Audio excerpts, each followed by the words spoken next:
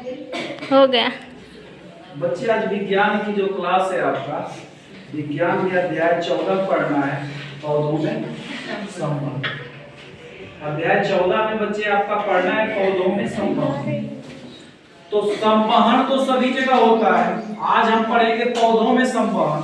तो पौधा में संवहन मीन्स संवहन हम बताए थे आप लोगों को एक स्थान से दूसरी स्थान तक और दूसरे स्थान से पहले स्थान तक किसी वस्तु को पहुंचाना है, क्या कहलाता है? संवहन कहलाता है।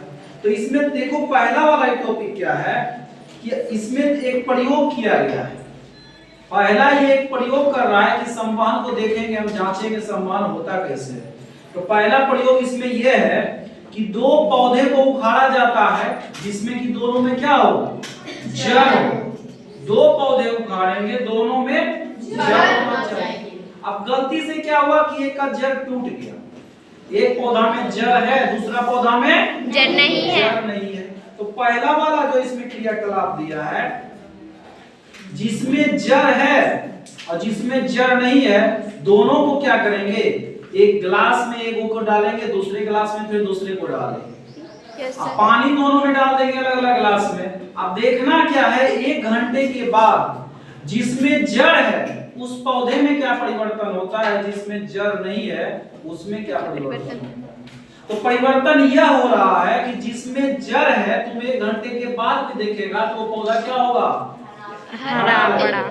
और जिसमें जड़ नहीं है पौधे में वो क्या करेगा? मुरझा जाएगा। इसका मतलब पौधे क्या है? जड़ के द्वारा क्या करते हैं? जल का अवशोषण, इसीलिए वो हरा है ना। हाँ सर। अब देखो एक टॉपिक इसमें और बोल रहा है, पौधों के जड़ों में धागे जैसी संरचना मूल रोम होती है।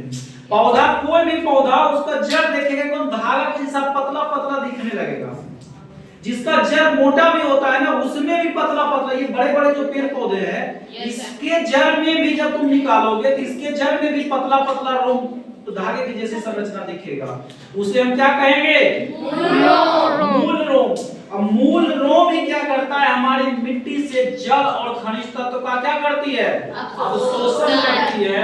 और अवशोषण करके कहां तक पहुंचाती है? पत्तियों तक पहुंचाती है। अब क्रियाकलाप दूसरा देखो बच्चे जो बोल रहा है, क्रियाकलाप दूसरा क्या करता है कि दोनों पौधे उखाड़ेंगे। तो ये वाला, इससे ये पता चलता है ना कि संवहन जड़ का हुआ, इसीलिए पहला वाला पौधा हरा है, दूसरा वाला में जड़ नहीं है। इसका मतलब वो जल का अवशोषण नहीं किया, इसलिए वो क्या हो गया? मूर्छित हो गया। तो ये संवहन की घटना को दर्शा रहा है। दूसरा एक क्रियाकलाप करते हैं, दूसरा एक प्रयोग जब करते हैं, दूसरा प्रयोग में बच्चे ये कह रहा है, दूसरा वाला में ये क्या कह रहा है कि दोनों पेड़ जो उखाड़ेंगे, दोनों पेड़ में पूर्णतः जड़, दोनों में जड़ लगा हुआ है, जड़ लगा हुआ, दोनों को अलग अलग गिलास में डाल देंगे। एक गिलास में पानी डालेंगे, दूसरे में भी पानी डाल देंगे। पानी डालने के बाद क्या करेंगे? एक गिलास में कोई रंग लाल या पीला डालेंगे, पूरा पानी लाल हो गया। अब 3-4 घंटे के बाद जब हम देखते हैं कैसे उसके तने को जब काटेंगे, ऊर्ध्वाधर, और कैसे काटेंगे बच्चे?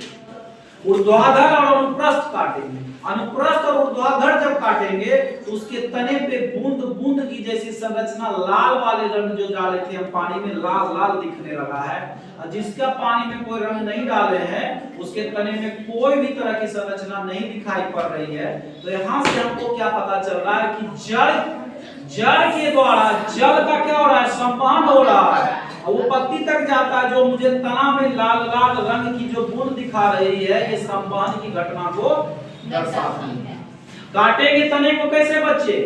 एक बार बोल रहा अनुप्रस्थ काटेंगे और फिर ऊर्ध्वाधर काटेंगे, मीन हॉरिजॉन्टली एंड वर्टिकली। इसी को बोलते हैं हॉरिजॉन्टली एंड वर्टिकली। ठीक है। अब आगे जो कहता है